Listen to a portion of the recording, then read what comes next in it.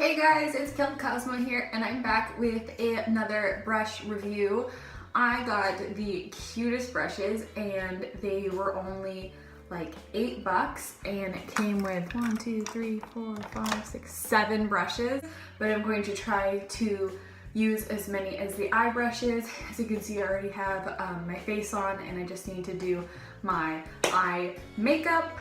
These are the brushes. They are these rainbow, kind of metallic almost, and they have a rose gold handle. Mermaid brushes. They even have like this cute little fin at the end, which I think is so cute. I haven't used these yet. I am going to test out the eye brushes. I can show how the face brushes work in a different video. They have some interesting looking brushes, so this will be quite interesting. This one, it's an angled brush, but it's super thick, so you wouldn't be able to use this on your brows.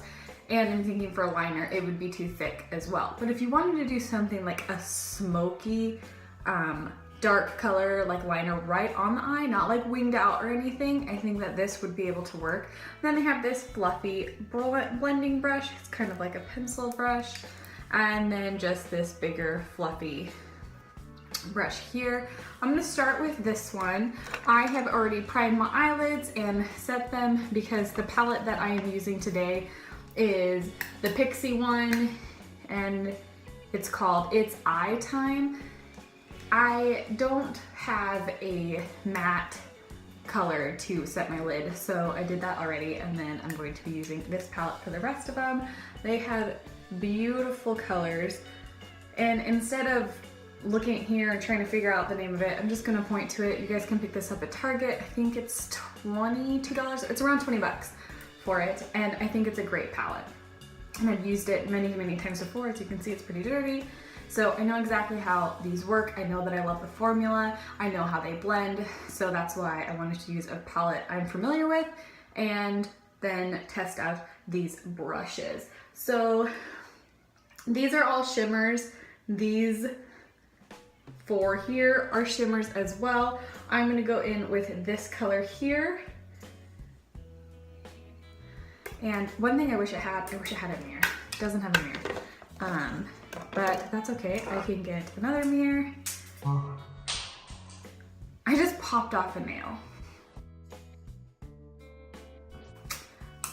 Well, if you guys, I have a video on these nails. I'm going on day 5 now of them. I popped off one. I pop off about one a day, but it's not too big of a deal to me because, you know, I can just glue it right back on.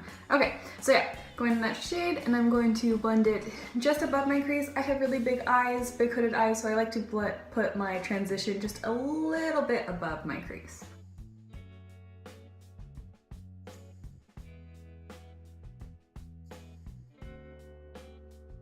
So right off the bat, I can tell because the bristles are so long on it, they're super soft, but because they're so long, it's really hard to get that all blended in there. I feel like I have to move it really far to get the bristles to move around, which isn't too bad. It's definitely workable. And like I said, I paid $7 for it, so not too mad at it. And I'm going to do the same to the other eye.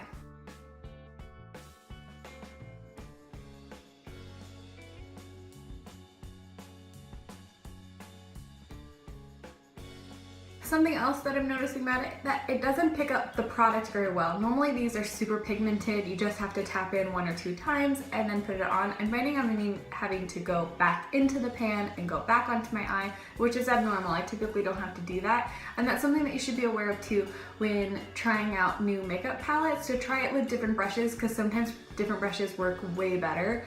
And for this, for instance, it's just not picking up the product as much as I would typically like. But like I said, they're $7 and I can work with it. I'm gonna go in with that more pencil fluffy because I think that this is actually going to blend a little bit better than that other one was and put the product more exactly where I'd like it to go. This darker one over here, and I'm going to define my crease.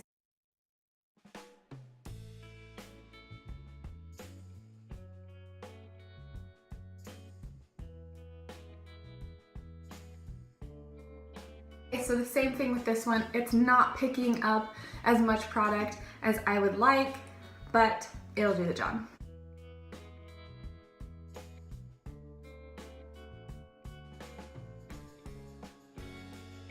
I'm gonna go back in with that first brush and into the first shade and just bring it a little bit higher up.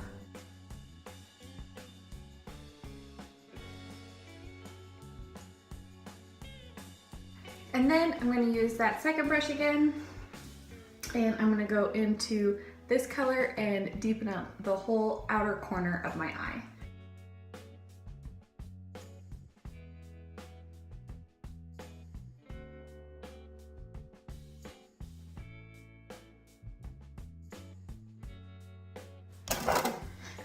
And I'm wanting to just give it a tiny bit more definition, so I'm just going to tap into this bottom one. Typically, I would just like barely touch it and do it, but these aren't picking up as much product, so I'm gonna put it in there a little bit more and define that outer, the very, very outer corner just a little bit more. And because I want to try to use this angled brush, I'm gonna go into that same dark color that I just used, and I'm going to press it along the outer half of my lash line.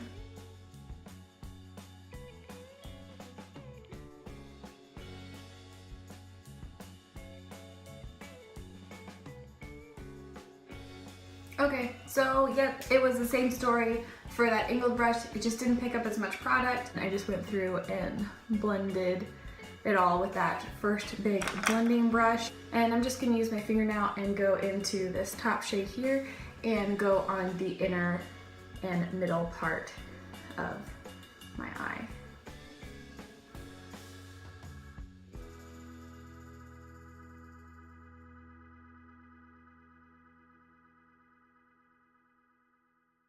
And I'm going to blend that out again. And for my inner corner highlight, I'm gonna go into my Kevin Aquan, what does it call it? The art of sculpting, of contouring? The art of contouring? I think that's what it's called. The art of contouring. And I'm just going to use this really bright shade here, and I'm gonna clean off this pencil brush and see if I can get it to go in my inner corner.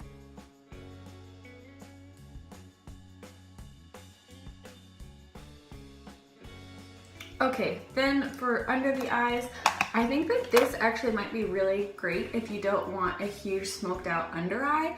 So that's what I'm gonna do with it. I'm going to clean it off because it still has that dark eyeshadow on it, and then I'm gonna go in with that lightest shade that we went in with first, all under my eye.